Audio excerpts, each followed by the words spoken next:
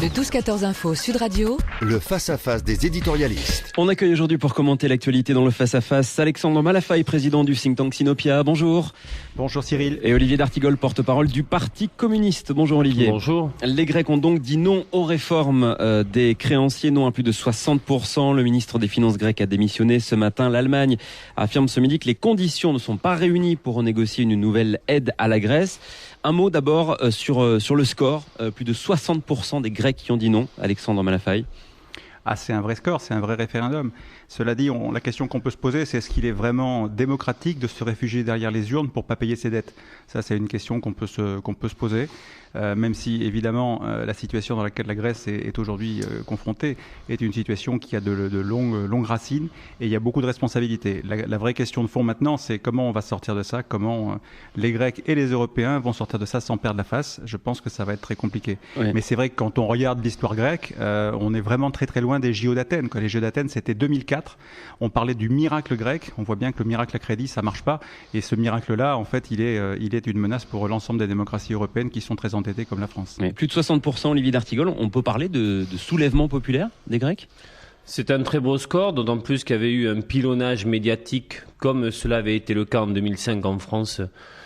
D'abord contre l'idée même de ce référendum et après pour appeler au vote oui, c'est-à-dire au plan des créanciers.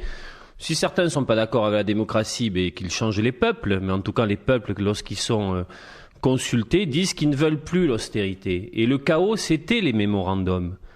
Ce qui a détruit l'économie et la société grecque, parce qu'on n'était pas uniquement dans une crise économique et sociale, mais y compris dans une crise humanitaire avec les mémorandums. Les peuples disent on n'en veut plus. Et Alexis Tsipras va pouvoir, avec ce mandat populaire réaffirmé, revenir à la table des discussions parce que c'est lui qui est dans la responsabilité. C'est lui qui fait des propositions. Et quant à la dette, il va falloir aussi enfin ouvrir le débat sur la manière dont cette dette a été constituée. Quelles sont les responsabilités politiques ? Et qui a profité des plans d'aide, dits d'aide ?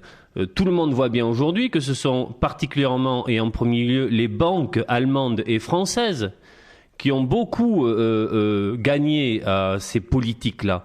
Donc il faut repartir sur un autre chemin. C'est en tout cas ce que viennent de dire très majoritairement, très fortement les Grecs, tout en disant on ne veut pas sortir de l'euro. Voilà un peuple qui porte une autre voie différente à celle de l'austérité et de l'échec de ces politiques. Oui. Le pari est-il gagné pour Alexis Tsipras, Alexandre Malafaye ? Il est loin d'être gagné.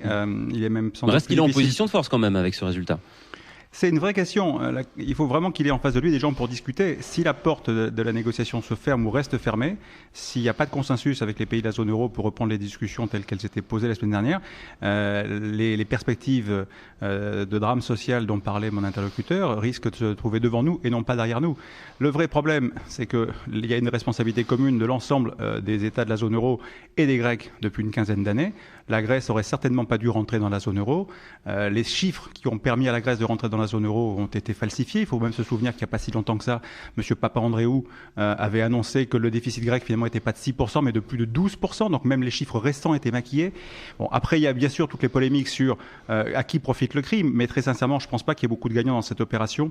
Et même les pays européens qui ont pu encaisser des intérêts financiers à l'occasion des prêts d'argent à la Grèce ont finalement restitué ces sommes à la Grèce. Donc je crois que dans cette opération, tout le monde perd, y compris les Européens et la construction européenne. Et à la fin, de toute façon, je ne sais pas si M. Tsipras gagnera, mais quelqu'un devra payer. Et très sincèrement, moi, je ne vois pas pourquoi les pays comme la France doivent à un moment donné payer pour d'autres pays au nom de quelle solidarité. Ça me pose un vrai problème. Maintenant, pour autant, je ne veux pas laisser tomber les Grecs. Je ne suis pas certain que les Grecs, pour le coup, puissent rester dans la zone euro, même s'ils restent dans l'Europe, même s'il ne faut pas les laisser tomber. Mais c'est vrai que ça pose un problème de mécanique. Enfin, la monnaie, ça veut dire des choses. Pari gagné pour Alexis Tsipras, pour vous, Olivier d'Artigol ? Oui, bien sûr, parce que il a eu le courage du référendum et il obtient un score très très important. Ceux qui pronostiquaient des choses voient bien qu'il y a une victoire politique aujourd'hui d'Alexis Tsipras. Après, il va falloir entrer dans la complexité de certaines questions, même si le temps médiatique ne le permet pas toujours. La Banque centrale européenne a cassé l'un de ses dogmes. La planche à billets tourne, alors qu'il nous avait dit pendant des années ça n'est plus possible. Il y a 1140 milliards d'euros de création monétaire. Ça fait 60 milliards d'euros par an. Quelle est la destination de ces sommes-là ? Pourquoi les mémorandums successifs d'organismes qui d'ailleurs ne sont pas élus démocratiquement, la Banque Centrale Européenne, le FMI, qui vient faire le FMI dans les questions européennes, ou la Commission Européenne, ont fait croire qu'ils voulaient réparer la société, l'économie grecque. Mais tout le monde a vu, y compris des économistes libéraux qui n'ont pas le couteau entre les dents, que ces politiques d'hyper-austérité, de baisse drastique de la dépense sociale et publique, a mené au mur. Le 12-14 Info Sud Radio. Le face-à-face des éditorialistes. Et on retrouve Olivier d'Artigol, porte-parole du Parti communiste, et Alexandre Malafaille, président du think tank Sinopia, pour commenter l'actualité. Aujourd'hui, on parle de la Grèce, évidemment, avec cette démission, surprise ce matin de Yanis Varoufakis, le ministre grec des Finances. Cette démission va-t-elle permettre d'assouplir les positions des uns et des autres ? Olivier d'Artigol, était-il un obstacle, ce ministre ? C'est en tout cas une personnalité détonnante qui a suscité pas mal de commentaires. Je pense qu'il a fait cette première partie depuis l'élection de Syriza le 25 janvier dernier, que peut-être que Alexis Tsipras reconfigure un peu son pôle de négociateur. Mais en tout cas, ce ministre aura compté sur la manière, alors on peut contester parfois la forme, mais dont il a posé des justes questions. Ouais. Il a un peu secoué les branches. Ouais, sur son blog ce matin, il écrit notamment « Je suis fier du dégoût que j'inspire aux créanciers. Nous, à gauche, nous savons agir collectivement sans nous soucier des privilèges d'un poste. » C'est un sacrifice de sa part, Alexandre Malafaille. Je pense qu'il n'a pas vraiment eu le choix. Je pense que pour il fallait lâcher certainement un petit peu de lest de la part de M. Tsipras pour pouvoir espérer revenir à la table des négociations. C'est vrai qu'il a été dans l'outrance, de manière parfois peut-être inutile. Ne serait-ce que par rapport à ses homologues européens. On a vu les premiers contacts qui ont été quand même au-delà du viril. Donc je suis pas sûr que c'est la bonne manière de faire. Mais dans l'outrance, parce qu'au niveau de l'Europe, on n'était pas habitué à ses façons de faire. C'était sa façon de faire à lui. Oui, mais je pense qu'à un moment donné, on n'est pas obligé de se comporter devant les caméras, de jouer les gros bras, quoi. Je pense que c'est pas nécessaire. Mais sur le fond de cette histoire, moi, ce qui me pose quand même problème, c'est vraiment de savoir si finalement cet acte de passer par le référendum est un acte de courage ou un acte de lâcheté. Je me demande s'il n'y a pas quand même une forme de lâcheté, parce qu'au bout du compte, il est arrivé au bout de ce qu'il pouvait faire, M. Tsipras et son ministre des Finances. Et puis à un moment donné, ils étaient dans une logique de promesse, voire de surpromesse vis-à-vis de leur peuple. Et après, ils se réfugient derrière le peuple en disant, voilà, la question, c'est est-ce que vous voulez plus d'austérité ou pas ? Évidemment, les gens veulent pas plus d'austérité. Moi, je serais à la place des Grecs, j'aurais été vraiment très très embêté par rapport à cette question. Et c'est vrai que si demain, en France, on est confronté à la même problématique de devoir choisir entre il faut vraiment tout d'un coup faire face à des difficultés financières comparables à celles des Grecs, si on me pose la question de savoir si j'ai envie de payer plus d'impôts, d'avoir moins de prestations sociales, c'est vrai que c'est un choix très cornélien. Mais je suis pas sûr que c'était finalement si courageux que ça de poser la question. Alors, respecter le vote des Grecs sera-t-il vraiment possible, Olivier d'Artigol ? Mais enfin, j'écoute attentivement. Je suis en total désaccord avec ce qui vient d'être dit, parce que ou alors il faut qu'on ait un débat sérieux sur est-ce que nous sommes toujours, on est dans une zone euro, mais est-ce que c'est une zone démocratique ? C'est-à-dire, est-ce que les peuples, lorsqu'ils sont consultés, et on a eu le cas, nous, on l'a vécu en France il y a 10 ans. En 2005. Oui. Est-ce que quand les peuples sont consultés, est-ce que ça fonctionne toujours selon des règles démocratiques ? Ou alors, comme je l'ai dit tout à l'heure, changer les peuples. Le peuple grec a été un véritable laboratoire des politiques d'austérité. Ces politiques ont conduit à, non pas, je l'ai dit tout à l'heure, une crise économique et sociale, simplement, sur des choix macroéconomiques, mais une crise humanitaire. Vous faites comment avec le retour de la mortalité infantile, par exemple ? Voilà un sacré sujet pour se dire si c'est une société qui va de l'avant ou pas. Comment on fait qu'on est retraité grec après avoir travaillé toute sa vie, quand son niveau de pension tombe de 900 à 500 euros? On fait comment pour survivre ? Donc, l'une des premières mesures d'Alexis Tsipras a été de rétablir l'électricité aux foyers qui en étaient privés. Il a simplement demandé en termes de négociation que quand ce pays a remboursé sa dette chaque mois, chaque année, il puisse rester quelque chose pour la relance de l'économie réelle, pour de l'investissement, pour les salaires, pour les minima sociaux, pour la protection sociale. Il veut reconstruire la société grecque, qui a été totalement attaquée à l'arme lourde de ces politiques inhumaines et inefficaces d'ailleurs. Donc c'est ça qui est posé. ou alors que les dirigeants européens nous disent Juncker l'avait dit. De toute façon, quels que soient les votes pour les législatives ou les référendums, etc., tout vote qui n'irait pas dans le sens de nos choix, de nos orientations, sera nul et non avenu. Voilà comment s'expriment les responsables européens. Et Juncker étant l'un des pères de l'évasion fiscale, et il nous donne des leçons de moralité. Donc il faut tout reconstruire, mais sur des valeurs qui sont le socle du projet européen, la démocratie et la solidarité. C'est pas mal quand même d'agir avec de la démocratie et de la solidarité. En fait, je voudrais quand même pas que vos auditeurs croient que les seuls responsables du malheur des Grecs aujourd'hui, ce sont les Européens. Je crois que les Grecs ont commis un certain nombre d'erreurs historiques. Les dirigeants grecs. Les dirigeants grecs. Oui, pas le peuple. Oui.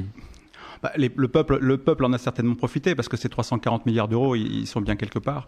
Il a forcément dû partir cet argent. Combien on a mobilisé de milliards d'euros pour sauver le système bancaire en 2008 ? Ah, mais on en a investi beaucoup. Et la Grèce, il ne faut pas se souvenir quand même, en 2008, le PIB de la Grèce était déjà à 100% de déficit. Oui, et aujourd'hui, après les cures d'austérité, il est à 170. Voilà, et nous on était à 60%, on est monté à près de 100%. Non, mais tout le monde a subi de toute façon la crise de plein fouet, mais les Grecs étaient déjà dans un niveau d'endettement qui était très fort. Donc il y a un certain nombre de dirigeants grecs qui n'ont pas fait le boulot. Samaras, on sait, le PASOK. Entre autres.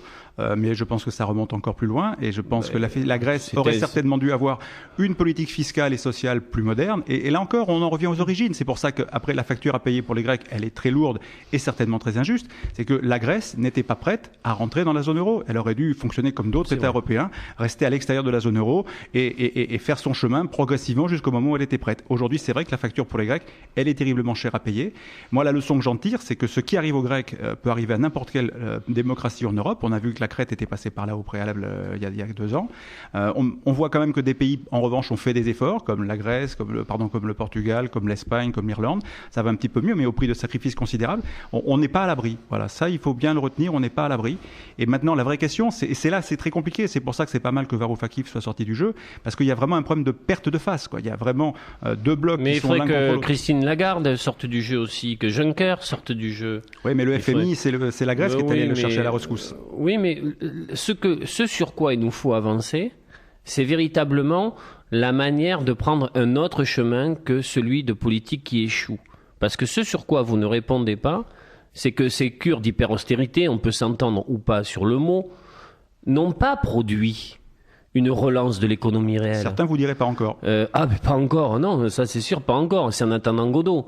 Donc il faut bien voir comment on peut quand même permettre à ces pays de rembourser la dette. Je suis d'accord avec ça. Encore faudrait-il avoir un audit sérieux sur la manière dont cette dette est remboursée.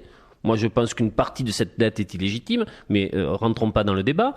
Et comment leur permettre d'assurer leurs responsabilités, je suis d'accord avec vous, tout en permettant la relance de l'économie, par de l'investissement, par des leviers qui aujourd'hui ne sont pas actionnés. Moi, j'aimerais bien qu'on puisse un jour discuter de ça. Parce que les oukases de Juncker, du FMI ou de la Banque Centrale Européenne, aujourd'hui, ils nous proposent des politiques qui échouent. Est-ce qu'on peut simplement en changer ? Ou est-ce que cette question est totalement taboue ? Alors, quel avenir pour la Grèce ? On va en parler justement dans un instant après la pause. Olivier d'Artigol, Alexandre Malafaille dans le face-à-face des éditorialistes de Sud Radio. Le 12-14 Info Sud Radio. Le face-à-face des éditorialistes. Les éditorialistes de Sud Radio en ce lundi. Olivier d'Artigol, porte-parole du Parti communiste français. Alexandre Malafaille, président du think tank Sinopia. On continue à parler de la Grèce. On va donc devoir renégocier maintenant, mais sur quelle base ? Quelle base de renégociation, Alexandre Malafaille ?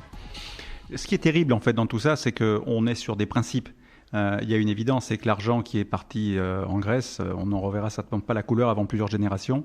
Et donc, quelque part, il y a une mécanique d'écriture. D'abord, les premiers remboursements de la dette grecque, s'ils devaient intervenir, ne sont pas avant 2020. Donc, à ce stade, je dirais, il n'y a pas d'urgence. Il n'y a pas grand-chose qui a changé entre samedi ou vendredi et aujourd'hui, si ce n'est qu'il y a eu un référendum qui dit des choses. Et tout ça, malheureusement, enfin, ou en tout cas techniquement, c'est des jeux d'écriture. Il est évident que, et beaucoup de gens le disent, la Grèce ne pourra jamais rembourser. Mais si c'était que le cas de la Grèce, on pourrait évidemment tirer à boulet rouge sur nos amis grecs. C'est pas que le cas de la Grèce. On se demande quand la France va commencer à pouvoir rembourser sa dette. Aujourd'hui, la France passe son temps à réemprunter pour continuer à aller toujours un peu plus loin. Et c'est le cas de la plupart des États européens. Je crois qu'il y a que l'Allemagne qui est redevenue un peu vertueuse de ce côté-là. Donc c'est vrai que, et c'est pour ça que les Allemands n'ont pas très envie d'aller vers une espèce de bad bank dans laquelle on mettrait banque sale en fait, dans laquelle on mettrait une bonne partie des actifs, des dettes des pays européens qui peuvent pas rembourser. Mais c'est ça la vraie vraie question de fond, c'est que tout ça, c'est des techniques financières, c'est des techniques de bilan, et on pourrait certainement relancer non pas que la Grèce, mais pas mal de pays européens aujourd'hui en desserrant un peu les taux financiers qui est là et qui coûte une fortune. Rien que pour la France, parce que c'est bien de t'entendre reparler de nous, rien que pour la France, les intérêts financiers chaque année, c'est plus de 50 milliards d'euros. 50 milliards d'euros, c'est l'équivalent du traitement d'1 million de fonctionnaires. Donc ça, c'est beaucoup d'argent, et ça nous presse également considérablement. C'est près de 15, 16, 17% du budget de l'État français. Je pense que là, il y a des vraies questions, et on devrait aller vers ce genre de débat, parce que de toute façon, techniquement, personne ne paiera jamais tout ça. Oui, le chef de l'Eurogroupe a dit il y a quelques instants que la victoire du non au référendum en Grèce ne rapprochera pas l'Europe d'une solution. Alors, quelle base de négociation pour vous, Olivier d'Artigol ? Mais il faut tout remettre à plat. Je suis d'accord avec ce qui a été dit sur. On est dans des réalités qui, par exemple, le remboursement de la dette. On peut en parler beaucoup, mais ce sera très compliqué. Donc, il faut voir comment. Moi, je pense qu'il faut reposer la question des grands équilibres. Vous évoquez ces 50 milliards d'euros de remboursement avec les taux avec les frais financiers de la dette française, oui. Voilà, c'est vrai, c'est colossal. Et dans le même temps, un rapport parlementaire qui n'a pas été contesté évalue à peu près de 70 à 80 milliards l'évasion, et encore, je compte pas l'optimisation fiscale. Donc, il y a une grande réforme fiscale à réfléchir. On en parle souvent, mais pour finir, puis c'est pas la retenue à la source qui réglera la question. Il faut reconstruire, je pense, un projet européen avec un cercle vertueux d'investissement, de public, de solidarité. Il y avait eu quand même sur certaines périodes de beaux projets européens qui voyaient le jour. Aujourd'hui, on a le sentiment que l'avenir se limite au remboursement. C'est très anxiogène tout ça, au remboursement des dettes. L'avenir c'est remboursé. Voilà, que l'avenir. Quel est le grand projet européen des 30, 40, 50 prochaines années? Est-ce qu'on ne peut pas dégager? Regardez, la France va accueillir la COP21 en décembre. Pour la préparer, elle propose aux gens de quitter les trains du quotidien et d'aller monter dans des bus. Curieuse façon de lutter contre le réchauffement climatique. Mais par exemple, quel est le grand projet européen d'avenir sur les enjeux environnementaux et climatiques? Quel niveau d'investissement public, avec quelle création d'emplois derrière? Moi, je suis je le vois à l'échelle de la grande région, Aquitaine, Limousin, Poitou-Charentes, que je commence à sillonner dans le cadre des élections régionales. Je me rends compte de la casse industrielle. Quel grand projet européen d'avenir articulant nouvelle façon de produire, de consommer, avec les enjeux justement environnementaux. Il faudrait réinsuffler un peu de projets de société, de territoire. Moi, je pense que c'est ça. Puis après, Alexis Tsipras, c'est un Premier ministre élu. Il est remandaté par son peuple de manière claire. Il restera à la table des discussions. Je dis pas peut-être à la zone euro, on en verra, mais au Conseil européen, à coup sûr. Donc il faudra bien discuter avec le gouvernement grec. Il va bien falloir retrouver une culture du compromis. Il était favorable à ça. Mais il y a une chose qui est très très importante, c'est la dignité des peuples. Comme ils appelaient les hommes en noir de la Troïka qui arrivaient à Athènes, qui restaient là 48 heures pour dire au gouvernement grec ce qu'il allait faire, ça c'est fini. Il faut passer maintenant par une culture du respect, de l'échange et du dialogue. Alexandre Malafaye, un mot sur ce qu'a dit Alain Juppé ce matin quand il dit qu'il veut organiser la sortie de la Grèce de l'euro, en tout cas s'il c'est le souhait des Grecs. Je ne sais pas si les Grecs ont répondu à la question en disant qu'ils veulent sortir de la zone euro. Je ne crois pas que ce soit la question, en tout cas la réponse à laquelle qui remonte. Techniquement, c'est peut-être effectivement comme ça que ça se passera. Faire partie de la zone euro, ça suppose le respect d'un certain nombre de critères qu'on a, pour un certain nombre d'entre nous, quand même du mal à respecter, y compris la France. Mais cela dit, là, les Grecs sont très très loin du coup. Donc peut-être qu'à un moment donné, il faudra aider les Grecs tout en aménageant ce qui doit être aménagé, mais à retrouver un chemin avec une monnaie qui sera peut-être moins un outil de pression sur eux. Mais de toute façon, il y a un chantier gigantesque parce que le message qui est envoyé non pas par les Grecs, mais par le spectacle de tout ça depuis un certain nombre de semaines, sur la construction européenne, ce message est désastreux. Parce que finalement, la promesse d'un mieux apporté par l'Europe à l'ensemble de ces peuples. Cette promesse-là, elle est quand même pour la plupart des peuples, à part peut-être les Allemands ou les Polonais qui sortent pas si mal que ça leur épingle du jeu en ce moment, quand on regarde leurs comptes nationaux. Mais pour les autres, c'est quand même douloureux, quoi. Et quand on voit d'autres phénomènes en matière de dérive ou de comportements électoraux des peuples, je ne vais pas parler de termes de dérive pour ce qui se passe en Espagne, mais je peux parler peut-être de dérive chez nous avec le Front National. On voit bien qu'il y a quand même des mouvements assez massifs quand on voit les positions de Marine Le Pen hier, je crois même à l'antenne de Sud Radio. Voilà, on peut vraiment se poser ce type de questions sur comment on va essayer de relancer l'Europe. S'il y avait des élections européennes demain, je pense que les scores seraient encore plus difficiles pour les partis traditionnels. Donc je crois que là, les dirigeants européens ont un défi considérable à relever. Ils ne pourront pas de toute façon laisser tomber la Grèce. Je ne sais plus qui disait ce matin sur une chaîne de radio que de toute façon, quoi qu'il arrive, on aurait quand même du mal à laisser les Grecs, à laisser tomber les Grecs d'une manière ou d'une autre. Donc je crois même que l'Union européenne est en train de préparer, le cas échéant, un plan de sauvetage humanitaire si par cas la situation dérapait au sens où les banques ferment et puis il n'y a plus du tout de liquidité dans le pays. Il va bien falloir à un moment donné que les Grecs puissent manger, en tout cas veulent leur venir en aide. Donc c'est vrai qu'on est à la porte de quelque chose de véritablement dramatique, et si la construction européenne aboutit à un résultat comme ça, l'image de l'Europe, enfin très sincèrement, sera écornée pour un gros paquet d'années. Est-ce l'aboutissement de 10 ans de tension quelque part après le nom du référendum en 2005 ? C'est l'aboutissement de 10 ans de renoncement sur la nécessité d'ouvrir un autre chemin. Je suis assez d'accord avec ce qui a été dit. C'est-à-dire que si le populisme progresse autant, c'est qu'il se nourrit de ce terreau, incontestablement. On voit bien que ces politiques ultralibérales, avec des atteintes faites très graves à la démocratie, à la souveraineté populaire, font que des pans entiers de société, d'électorat ne s'y retrouvent pas et basculent dans un état d'esprit qui est un état d'esprit nourri, de peur. C'est sur les peurs que progresse tout ça. Si on donnait confiance et envie dans un beau projet européen, ça permettrait justement de quitter ce climat très très lourd pour aller vers quelque chose. Oui, je fais écho à une question. Est-ce que ces politiques européennes peuvent améliorer la vie des territoires, la vie des gens y compris? Ils ont le sentiment que l'Europe aujourd'hui est réduite à une ligne financière qu'il faut rembourser. Donc, alors que le projet européen est né d'abord d'une culture de paix. Et pour moi, une culture de paix, c'est fait d'une culture de dialogue, d'échange, de respect et de coopération, pas de mise en concurrence, pas en soufflant sur les braises des peurs, oui, justement, et puis d'un développement social et humain. Quel est le développement social et humain aujourd'hui de ces sociétés confrontées à ces logiques financières insupportables? Moi, j'aimerais bien qu'il y ait un Eurogroupe qui se consacre uniquement sur la question de la société européenne que nous souhaitons construire pour aller de l'avant.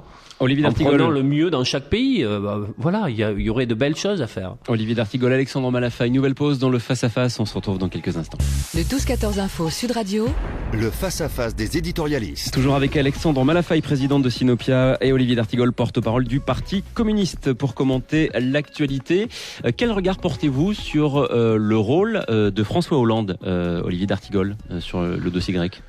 Pour l'instant, c'est l'histoire d'un rendez-vous manqué. Je me souviens de la couverture de Paris Match entre François Hollande et Nicolas Sarkozy, défendant ensemble le oui au référendum de 2005. Je me souviens de la promesse du candidat Hollande en 2012 d'une renégociation du traité budgétaire européen. Or, sitôt après son élection, il a fait un aller-retour en Allemagne pour se mettre dans les pas d'Angela Merkel. Je pense que la voix de la France devrait compter davantage. Nous sommes apparus une nouvelle fois trop derrière des stratégies dont le couple Merkel-Juncker avait la main. Nous verrons ce qu'il sort ce soir de la rencontre franco-allemande.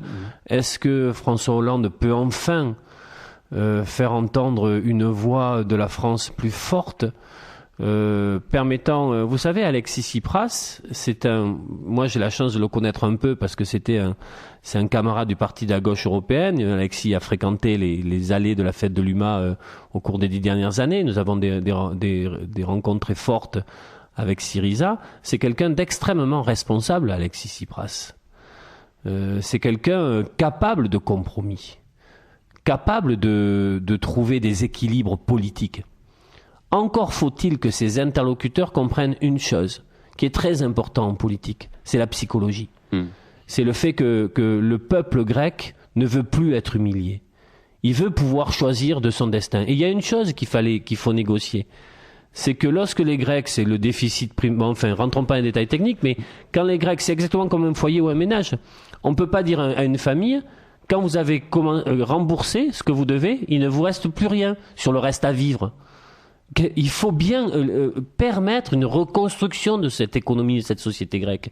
Il faut leur donner un peu d'oxygène. C'est important pour leur économie, mais c'est aussi important pour leur dignité.